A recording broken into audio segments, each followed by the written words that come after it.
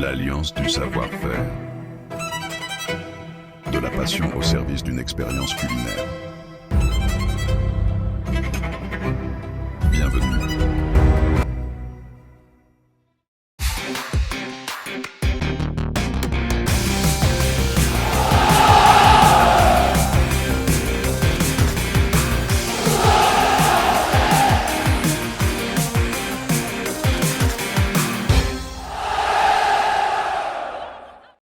Salut à tous, heureux de vous retrouver pour le talk show du phocm.fr pour parler de l'actualité de l'Olympique de Marseille. Ce soir autour de la table, Slim Anayen est là. Salut Seb, salut à tous. Romain Canuti étant toujours en vacances. On essaye de le remplacer tant bien que mal. Exactement. Nordine Ali Saïd est à l'heure pour une fois. Je savais que t'allais y aller. Bonjour, un plaisir d'être avec vous et un plaisir de passer une heure avec les Twitchos et les youtubeurs. Et Mehdi du compte des mêmes Marseillais. Ouais. Salut, toujours un plaisir aussi, comme Nordine, même si en ce moment, pas trop un plaisir de regarder l'OM, mais bon. Et vous êtes là sur Twitch et sur YouTube. Il y a Yoel sur YouTube, Ben Loulou qui nous dit Seb et toute son équipe, merci pour ton dévouement et les émissions ainsi que ton franc-parler. Ça fait plaisir de vous voir. Stéphane qui dit ah, Seb, ça va chauffer. Et non, ça va pas chauffer parce que je présente l'émission. Donc, du coup. Bon, ça peut chauffer quand même. Mais à tout moment, ça peut chauffer. C'est bien parce que t'as pas parlé. On te remercie pour ton franc-parler encore. Tu vois, parce qu'ils ont l'habitude. Ils sont encore marqués de tes dernières interventions. Il y a l'habitude. Et il y a Ofada 83 qui nous dit tu assures grave Slim. Il y a Polichette qui dit faut prendre une photo de Seb parce que c'est peut-être la dernière fois qu'on va le voir. C'est vrai.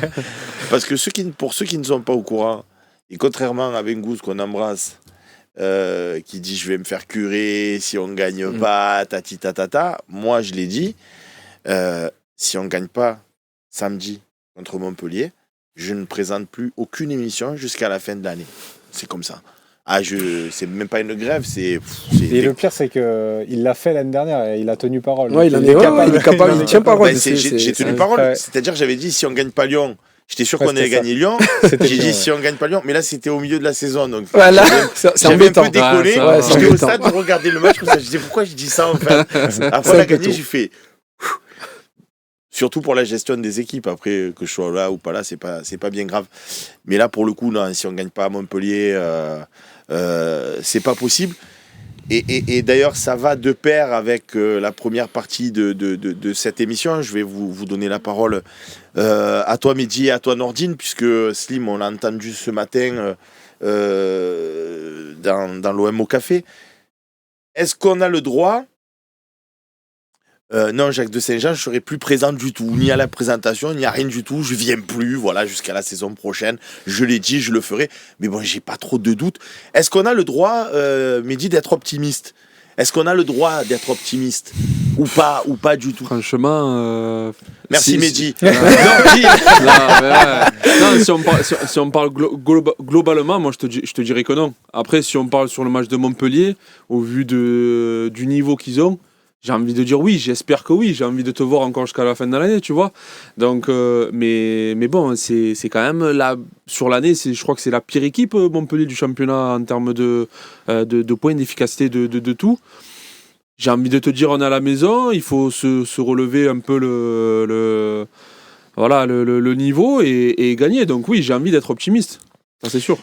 Nordine, quand j'ai dit ça, parce que je suis intervenu hier dans l'excellente émission de Slim Anayen dans l'OM au café, dans la partie décryptage, pour dire en gros, si tu veux, là, on va jouer contre Montpellier. Pour moi, Montpellier, cette année, c'est encore pire que Reims, c'est encore pire que Lens, même s'ils avaient 7 joueurs. Ils sont les derniers, c'est le fond. C'est les derniers. Ouais, c'est le fond. Là, ils sont sur 10 défaites, ils ont marqué qu'un seul but sur cette série-là. Mais Reims aussi, j'ai conscience. Mais justement, ces équipes-là, quand elles arrivent à la maison... Non, mais j'ai conscience que Reims aussi, ils étaient dans le même état de fatigue, ils n'avaient plus gagné un match depuis l'Ampep. Et d'ailleurs, on aurait dû les taper 100 fois. Bon, bref, on ne l'a pas fait.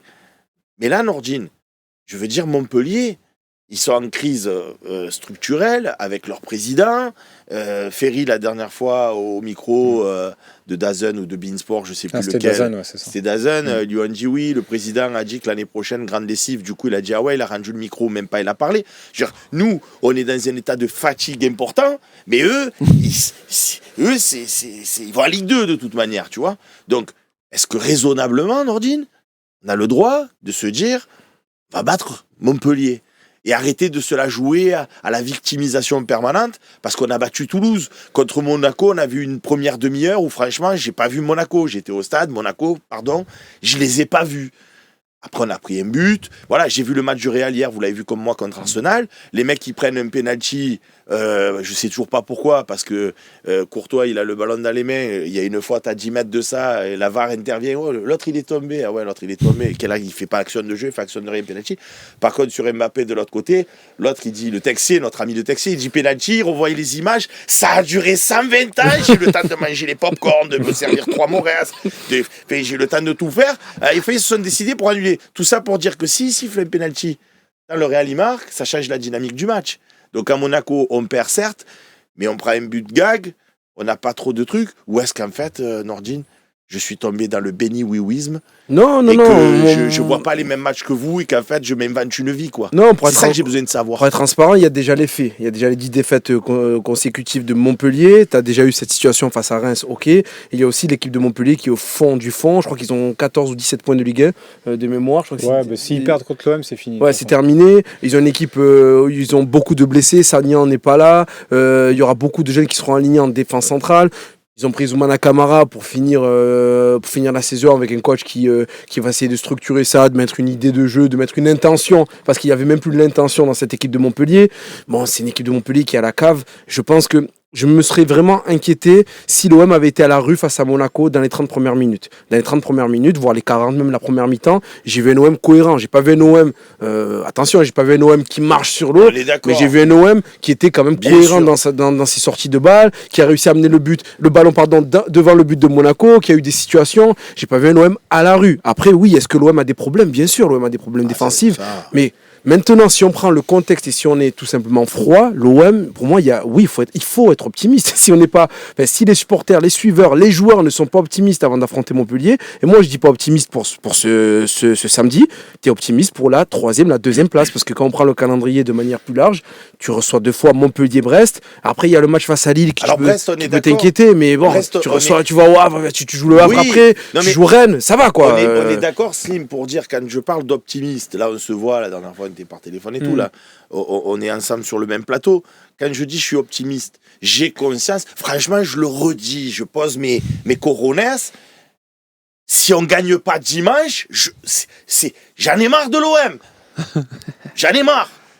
Je viens plus. Donc ça, on va les taper. Je n'imagine pas autre chose qu'une victoire. J'ai déjà dit ça contre Reims, contre Lens. À un moment donné, les jokers, ça suffit. Bon, s'il faut aller dans les vestiaires, invitez-moi, je vais aller dans les vestiaires pour parler aux joueurs, pour leur expliquer. Après, je vais laisser Slim parler, mais avant de dire, la question c'est optimiste, oui. Maintenant, est-ce que l'OM a autant de marge qu'il y a quelques mois? Bien sûr que non. Certes, après le bon match, entre guillemets, la défaite face à Paris, tu disais que l'OM progressait, que c'était bien de voir l'OM jouer comme ça face au PSG au Parc des Princes. Après, tu as eu quand même beaucoup d'hésitations, tu as eu quand même 4 défaites en 5 matchs. Après, tu te remets dedans. Oui, il y a des doutes dans cette équipe. Oui, tu as une défense qui toi aussi, on parle de défense Romagna Montpellier, c'est un autre niveau, mais toi aussi tu as une défense il y a beaucoup de doutes. Mais ce que je te dis, c'est que voilà, aujourd'hui, ce jeudi, après on va m'écrire oui, mais c'est le football. Ben oui, le football, c'est le football, on joue pas les matchs avant. Mais pour moi, tu dois même pas être 1% inquiet face à Montpellier. On est d'accord. Et après, on le dit et on le redit parce qu'on est lucide, on a des cerveaux. Oui, est-ce qu'on peut perdre contre Montpellier ? Évidemment. Est-ce qu'on peut faire match nul contre Montpellier ? Évidemment, sinon ça ne s'appellerait pas du foot. Et dans le foot, tout est toujours possible. Mais dans un monde normal, tu dois les battre tous les jours. Donc, quelque part, le tournant pour moi, en tout cas, de cette saison Slim, là où pour moi, ça sera un peu quelque part le match de la peur, ça va être contre Brest. Parce que Brest, c'est une équipe qui est plus taillée Champions League, puisqu'ils l'ont faite cette année, avec la York, avec tout. Bon, on ne va pas citer toute l'équipe de Brest. Là, ça va venir jouer bloc bas, ça va te vouloir te contrer avec Roy en entraîneur. Ça a fait des beaux matchs. Là, je serais moins confiant, mais C'est notre niveau. C'est notre Ça niveau. serait notre Oui, niveau. c'est différent, Mais si on a c'est battu différent. Montpellier, et je l'espère dimanche avec la manière, t'as le droit aussi de recevoir Brest. C'est bien eux qu'on a joué en début de saison, le premier match de l'année. Oui, mais Ouais, C'est bien eux qu'on ça a été gagné un 5-1, hein, je Ouais, dis pas de après, si bêtises. tu te refais le match, On est d'accord. on a quand même un maximum de réussite sur ce, Ouais, ce 100% de match-là. réussite, La première demi-heure, tu souffres. Ouais. Ouais, tu souffres. C'est il samedi, y a le, tout à fait. il y a le penalty, raté. Non, mais après, être optimiste, on peut être optimiste. Après, moi, ce qui est factuel, c'est la dynamique actuelle de l'OM, qui est pas bonne du tout. Et je vais me répéter parce que je le dis au fil des émissions, mais contre Montpellier, évidemment, Montpellier est en grande difficulté. Donc là, c'est un match que tu dois gagner. Mais moi, je pense qu'aujourd'hui, dans notre situation actuelle, tu peux pas te permettre de prendre à la légère un match comme ça. Ah non. Après que Seb le dise, c'est une chose, il n'a pas d'influence sur le résultat. Mais tu vois, les joueurs, j'espère qu'ils vont être vraiment concernés, concentrés sur ce match-là. Et là, j'ai plus de doutes sur aussi l'aspect mental de cette équipe-là. Parce que contre Monaco, moi, ce qui m'inquiète aussi, c'est que après le but de Monaco, il n'y a pas eu de réaction. Tu m'as parlé de l'occasion de Luis Enrique qui a pu mettre un coup au moral sur la tête des Olympiens. Mais si une occasion ratée te fait couler, Après, c'est quand même ça. C'est quand même ça qui est inquiétant. Pour moi, le problème là depuis de nombreux matchs et les défaites, c'est que c'est au niveau mental. Parce que ça, on le dit, que ce soit ici ou dans d'autres émissions, en termes de groupe et en termes de qualité footballistique et technique, il y a des joueurs quand même qui sont au-dessus du lot au niveau de la Ligue 1 sur pas mal d'équipes. Mais c'est vrai que mentalement, c'est vrai comme tu dis, c'est que ça pêche. Tu as l'impression que le mec il va rater un crochet, il va se dire c'est bon, je suis une merde et j'arrive plus à rien faire, quoi. Donc c'est vrai que c'est un peu problématique et c'est là aussi que on peut se poser la question que par rapport à Montpellier ou de les gagner ou pas, parce que tu te dis en face, Mais c'est surtout quand tu tu prends vas un avoir but plein de aussi. minots de C'est jeunes ça. qui vont vouloir Tu parles mentalement, il y a aussi quand tu prends un but, je trouve qu'il Aussi. n'y a pas de réaction, il y a peut-être, c'est ça. je sais pas, il y a un manque de toute façon dans cette équipe depuis le début de saison et c'est un peu le défaut du jeu de De Zerbi, c'est qu'il y a un manque de changement de rythme. À chaque Ouais. fois quand tu as le C'est ballon, trop scolaire. voilà, ça vraiment, manque de, c'est- je vais pas dire fulgurance parce que ça c'est autre chose. Je parle pas de joueurs qui provoquent pas, je parle même de changement de rythme dans les passes, de Oui. joueurs qui cassent les lignes à travers la course. Ça Rabiot le fait un peu, Rongier de temps en temps, mais je trouve que c'est comme on dit, c'est un peu trop scolaire. Et pour trop revenir, moi, ce que tu disais, Slim, sur la mentalité des joueurs, s'ils n'avaient pas le feu au cul avec les équipes qui collent là, parce que là, ça y est. On parlait bien de sûr. Joker, c'est même pas bien que t'as sûr. plus de Joker, c'est que t'as grillé ton Joker et t'as finir et t'as deuxième presque comme en plus de cartes dans Europa les mains. League, quoi. C'est- Voilà, quand on voit le classement là qui s'affiche, 53, toi t'as 52, 51, c'est-à-dire que tu peux te retrouver dans 2 journées en étant 7ème de Ligue 1. T'imagines bien la sûr, folie. ouais. Donc il y a Ouais, non, cette... mais- Les joueurs, je pense qu'ils ont conscience de ça. Ouais. Ils ont conscience des mauvaises performances. Donc du J'espère. coup, ça sera pas. Enfin, moi, j'ose espérer que de toute façon, si les joueurs de l'OM prennent ce match à la légère, ils méritent pas d'aller en Ligue des Champions. S'ils le prennent vraiment à fond, ils jouent à fond. Après, tu auras des actions, machin, l'arbitre, le truc. Voilà, mais Bien sûr. en le prenant à fond ce match, et c'est ce qu'ils feront, je pense, il faut être optimiste pour la victoire. Après, il y a aussi un élément qui est important, les amis, c'est que lors des derniers matchs, tu n'avais pas Holberg, tu n'avais pas Gouiri. C'est Ouais, quand même mais- pour moi 2 joueurs essentiels. Gouiri à l'attaque, parce que même si Roy a dépanné à la pointe de l'attaque, moi je le préfère côté gauche quand il rentre pour mettre plus de vitesse et il a plus d'espace devant lui, il a dos au but, etc. Bon, je ne pense pas que ce soit sa position préférentielle. Donc Gouiri, en ce sens, est important parce que Neil Maupay, il travaille beaucoup, mais bon, ça ne fait pas non plus trop de différence en termes de stats. Donc Gouiri est vachement important. Holberg, je pense qu'au milieu de terrain, c'est quand même aussi ton patron, et on l'a vu dans la première demi-heure où il avait du jus, justement ça a Il est coïncidé, bon. je pense, Il est bon. avec la bonne marche de l'Olympique de Marseille, et puis quand il a baissé de rythme, c'est là que voilà, tu.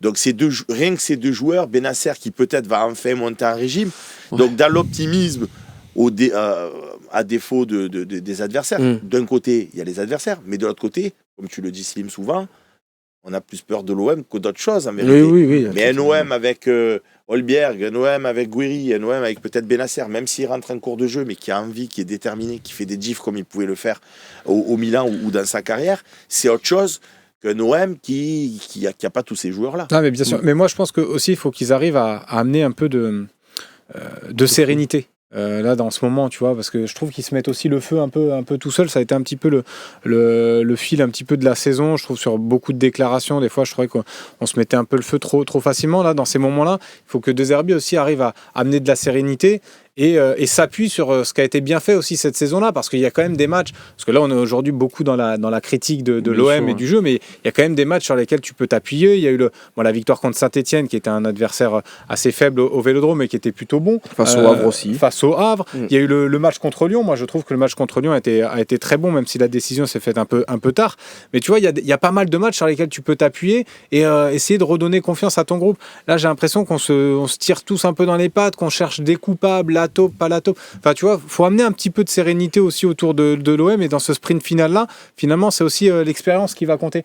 Et c'est là où un club comme Monaco, par exemple, a un peu plus d'avance sur nous, parce qu'ils ont l'habitude aussi, ils l'ont joué l'année dernière. Lyon aussi a fini très fort la saison passée, avec à peu près les mêmes joueurs. Donc voilà, moi j'espère que l'OM va aussi amener un petit peu de sérénité, et ça vient aussi de l'étage d'au-dessus, de la direction de Benatia, de Longoria, et j'en attends de ça aussi tu parlais de top, j'y reviens vite fait. Je trouve ça ahurissant que ce débat ait autant d'importance. Et ce sont des joueurs de foot, ils sont pas en train de travailler dans l'usine Coca-Cola ou dans le truc où vraiment tu dois cacher la recette. Et ça va, ils rentrent chez eux, ils sont posés avec leurs collègues. T'as fait quoi aujourd'hui? Aujourd'hui je voulais pas m'entraîner, le coach il voulait pas qu'on s'entraîne. Truc de fou, ils racontent leur vie. Il faut se détendre après. Que le mec envoie les compos à tous les journalistes, allez, peut-être c'est différent. Faut avoir le discernement de se dire ce qui est faisable ou pas. Mais quand même les joueurs, les trucs des joueurs qui rentrent du match face à Reims et où l'entraîneur leur dit de pas, en gros les joueurs qui veulent fêter l'Aïd avec leurs collègues, ils sont entre eux, je peux pas venir, le coach me retient. Mais après, tu vois, ils se parlent entre eux, les gens. C'est des interprétations de médias et de réseaux sociaux. Non, mais c'est pour ça que le truc de top, faut qu'on oublie. Bon, là, Slim a raison de l'évoquer en disant qu'il ne faut pas justement entrer dans cette paranoïa-là et rester focus sur le terrain et calmer le truc, parce que pour moi, c'est totalement un faux débat. Et je trouve ça ahurissant que les supporters alimentent ce truc-là. Oh, la top, et ils sont les premiers à aimer les rumeurs mercato et à aimer qu'on leur dise des indiscrétions. Donc il faut arrêter ce truc-là aussi. On se met le feu tout seul depuis des années, c'est toujours comme ça. C'est aussi ce qui fait l'engouement et la passion de l'OM, c'est que comme tu dis, on cherche cette sérénité, mais on n'arrive jamais à l'avoir. Regarde, Sébastien, il est dans un état, l'année dernière il était dans cet état, alors que la saison elle était merdique, et là on est potentiellement, on va finir deuxième, il est dans le même état, donc c'est ça aussi. Après c'est normal, tu vois, moi tu te dis, putain, normalement, moi début de saison je me suis dit, j'étais optimiste et tout, j'allais au stade et tout, putain cette année, on va être tranquille, on va faire une bonne saison, on va se régaler. Au final tu arrives là, putain, tu vois les matchs, pas plus loin que ça, parce que c'est comme l'année dernière presque. 23e journée, t'avais quand même un matelas sur tes concurrents. Tu avais 6 points, presque 9 points sur Monaco, et au final c'est ça, 9. Moi t'avais 13 points d'écart sur Lyon.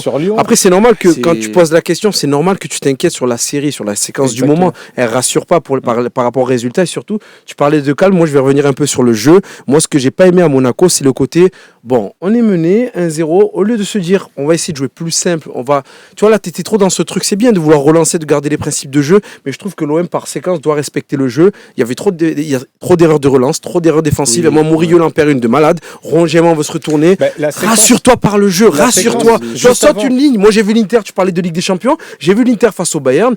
L'Inter, c'est une équipe qui relance tout le temps court, qui joue bas, qui joue au contre-attaque, transition. Tout le temps court, mais il y a des fois, de temps en temps, Bastoni levait un peu le jeu et tu rames, essayer de la garder parce que tu joues face à un bloc du Bayern qui monte, et ben là t'es pas contre le Bayern, t'es contre Monaco, un adversaire sensiblement à ta hauteur. Saute une ligne, garde le ballon, fais jouer un peu, fais déjouer Sinjo, fais déjouer les défenseurs de Monaco, et après tu reprendras tes relances courtes. Adapte-toi par rapport au jeu. T'as essayé un peu de le faire contre Monaco en première période, je sais pas si tu t'es refait le match, mais ces ballons-là, il a pas réussi à les garder. C'est vrai. Après, il y a eu des fois qu'il faisait, il poussait un peu Sinjo, il a fait 2-3 fautes. Sur le premier but, là, tu parles des erreurs de relance. C'est tout à fait ça. Finalement, tu as une séquence catastrophique sur le deuxième but de Monaco. Tu perds les ballons, tu les rends. Après, je pense que si on fait le point sur tous les derniers buts qu'on s'est pris récemment sur les derniers matchs, je pense qu'il y en a beaucoup sur des erreurs de relance ou erreurs défensives. Je pense que, comme je te mets souvent le feu, tu donnes. Je pense qu'on a donné pas mal de buts là sur ces derniers matchs. Justement, ça tu le sais. Toi, tu sais que tu attaques le match avec Garcia, avec Kondogbia et avec Murillo. Kondogbia, bon, c'est compliqué pour lui. Pour moi, il a pas le punch pour coller les joueurs au démarrage. Il a pas ce démarche simplement. On l'a vu face à Toulouse qu'il était dépassé. On l'a vu là même face à Minamino quand il rentre au corps du jeu. Minamino, il avait du mal à le suivre, à le tamponner un petit peu. Kondogbia a du mal. Murillo, on sait très bien qu'il fait la navette, c'est pas mal. On sait que Garcia a fait plutôt un bon match, mais tu sais que t'as pas de défenseur justement. Toi, dans tes choix de jeu, joue simple. On va en parler dans la deuxième partie de cette émission. Merci, messieurs, ça fait plaisir Je vois qu'il n'y a pas que moi qui suis optimiste. Après, on aura peut-être un saut de glace sur la tête samedi soir. Hein, mais Je serai là, pour ouais. l'instant, J'espère pas. pour l'instant, ça va. On va faire la petite pause publicitaire puisqu'on a fini cette partie avant de passer à la deuxième partie de cette émission. Je réponds à un copain sur YouTube qui disait, il y a une rumeur qui dit que Sébastien va aller en Turquie, c'est Stéphane, pour se faire des implants cet été. Est-ce que vous confirmez? Alors je t'explique quelque chose, Stéphane. Même si demain, il n'y a pas besoin d'aller en Turquie, tu me donnes une pastille, je la prends, je bois un verre d'eau et puis instantanément, j'ai les cheveux jusque-là. Jamais plus je veux de cheveux dans ma vie. Les cheveux, c'est l'enfer. Rien que quand je vois Slim avec son katoga, les cheveux longs, je me dis la dose de shampoing qu'il doit mettre. Les cheveux, en plus, que tu perds dans la douche. Les ça, cheveux c'est que tu perds dans la catastrophique. douche. C'est l'angoisse, hein, Et le pâté, le couffin. Alors moi, je me souviens, j'ai un souvenir. Et là, comme c'est la pause publicitaire, et c'est pour ça qu'on parle d'un peu de tout, de rien, mais je me souviens que quand je faisais du scout, tu vois, le matin, je partais, je me faisais ma banane à la Fonzie, tu sais, à l'époque, tu vois, quand j'avais des cheveux. Mais après, quand tu mets ton putain de casque, tu arrives à Ouais, tu enlèves ton casque, tu as plus de tête. Donc, ce que je faisais par la suite, sert à rien, ouais. c'est que je prenais le pot de gel, je mettais mon casque, je Arrête. partais, j'arrivais à mon rendez-vous, j'enlevais le casque, je prenais le gel, je me faisais la coupe. Ouais. Donc, sur mon rendez-vous, ça allait. Mais quand si tu avais un autre rendez-vous derrière, après, C'est mort. Mais aujourd'hui, je mets mon casque, j'arrive, j'enlève mon casque, je me regarde, je fais eh ouais. Je te jure que c'est signe de maturité. Bravo à toi. Parce Ah, que c'est d'accepter, moi, la vérité, je Ah bon prendrais un coup. Ah ouais, j'ai peur, moi. J'ai peur de la Ah ouais. calvitie. Ah ouais. Tu sais, quand je vois, il y a des joueurs, tiens, on les analyse un peu là. Je vois des trucs sur Twitter, Stéphane des gens qui Dillon, analysent, mais ça fait je peur la suis aussi chauve calvitie. que toi. Et pour la petite histoire, je ne suis pas chauve en plus. Je suis juste rasé. Rasé. La publicité est terminée. On peut passer à la deuxième partie de cette émission.